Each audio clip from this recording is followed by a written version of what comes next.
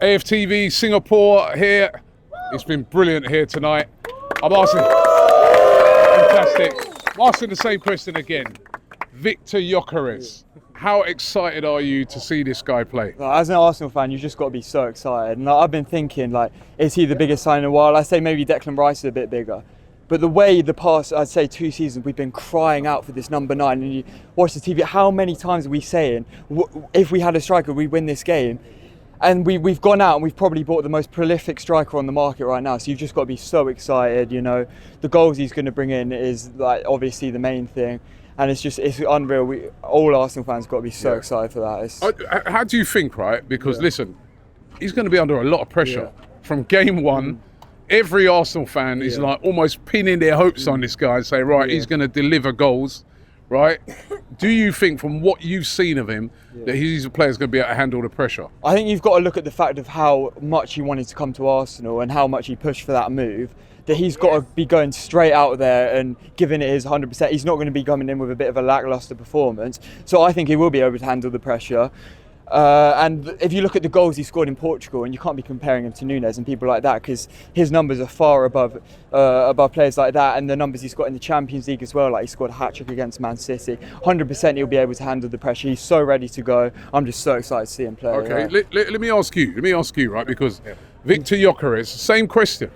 He's going to be under a lot of pressure, right, when he comes in. He's here now, right, and it's all great now and everything, like celebrations and all that, but the pressure is goals. Do you think he'll be able to handle the pressure?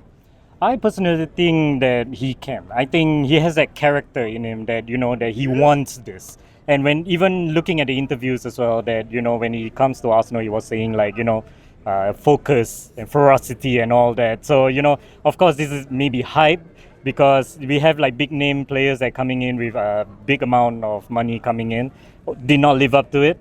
But for him, I think Arteta may have looked at him as this might be the final piece to the jigsaw that he has, because he has built so long with this. He has bringing in midfielders that has the right mentality and right attitude. He just need the killer, and that killer is Victor Gyokeres, which is what we are hoping from him at this point. Okay, what about you? Can he handle the pressure? I think so. I think compared to if we brought somebody like Isak in as well, I feel like he's ready to play for the Premier League. I mean, he's had a very good performance in the Champions League, and it's been very good overall in Portugal. Yes, I have a lot of faith in Gyokeres. Portuguese league, though, is listen, with all due respect to it, Premier League, tough league.